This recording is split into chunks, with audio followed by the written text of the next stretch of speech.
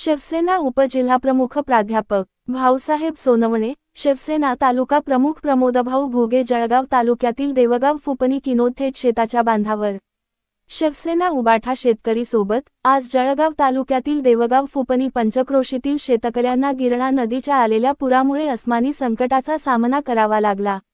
ऐन दिवाळीत हाती तोंडी आलेला घास निसर्गाने हिरावून घेतला।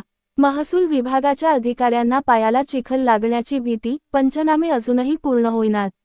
कानडदा भोकर जिल्हा परिषद गटातील शेतकऱ्यांना वाऱ्यावर सोडल्यास महसूल अधिकाऱ्यांना सोडणार नाही। शिवसेना उपजिल्हाप्रमुख प्राध्यापक भाऊसाहेब सोनवणे यांचा इशारा। तर पाहणी करत असताना आज आम्हाला इथे असं आढळलं की काल परवामध्ये इथे महसूलचे अधिकारी येऊन गेलेले होते।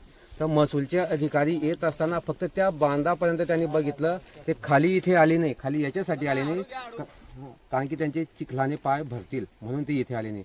म्हणून आपल्या माध्यमातून मला सांगायचं आहे की हा जो माझा शेतकरी आहे निसर्गाच्या अस्मानी संकटामुळे इथे हवालदिल झालेला आहे, तर त्यांना लवकरात लवकर महाराष्ट्र शासनाने, जिल्हा प्रशासनातील अधिकाऱ्यांनी, महसूलच्या अधिकाऱ्यांनी लवकरात लवकर पंचनामे करून त्यांचा मदतीसाठी प्रस्ताव वरती शासन स्तरावर पाठवावा, जेणेकरून माझ्या या शेतकऱ्यांना पुन्हा जगताना उभारी येईल, पुन्हा तो आपल्या पायावर उभा राहील व आपला संसार चांगला तो करेल। मला आपला असंच सांगायचं आहे। कारण की काय असतं माहिती आहे का, शेतकरी आपल्या लहान मुलाप्रमाणे ह्या केळीच्या झाडाला वाढवतो, कापसाच्या झाडाला वाढवतो, पण त्याचे हातातोंडाशी आलेला घास जर निसर्गाने हिरवून घेतला तर तो कोणाकडे बघेल। खूप दुःख वाटतं ज्या राजकीय लोकप्रतिनिधींना माझ्या शेतकरी बांधवांनी निवडून दिलं, आज ते लोकप्रतिनिधी ते कोणत्याही पक्षातील असो, आज ते शेतकऱ्यांच्या बांधावर पोचलेले नाहीत।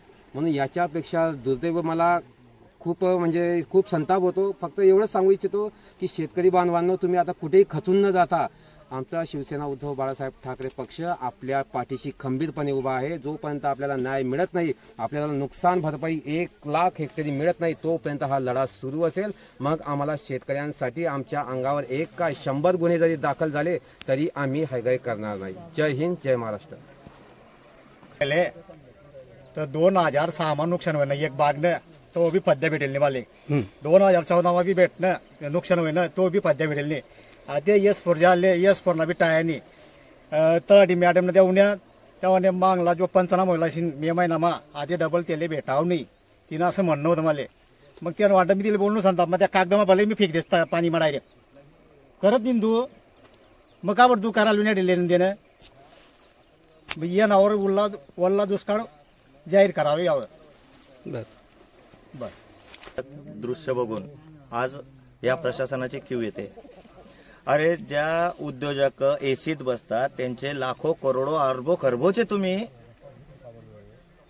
लोन माफ करता, त्यांना कर्ज माफ करता, कर्जमुक्ती करता, आणि जो शेतकरी या देशाचा कणा आहे या बळीराजाला तुम्ही कर्जमुक्ती तर सोडाच, पण तुम्ही त्याचे जे झालेले नुकसान आहे ते सुद्धा देत नाहीये। आम्ही जशी मागे सांगितलं की 50,000 का 1,00,000 रुपये हेक्टरी जरी दिले ना तरी आमच्या बळीराजाला कमी पडणार आहे। आणि आपल्या माध्यमातून माझा फक्त एक आणि एकच सरकारला सूचक इशारा विनंती वजावी इशारा की सरसकट ओला दुष्काळ जाहीर झालाच पाहिजे, कारण हा शेतकरी जागला तरच देश जगेल। एवढंच बोलतो। जय हिंद, जय महाराष्ट्र।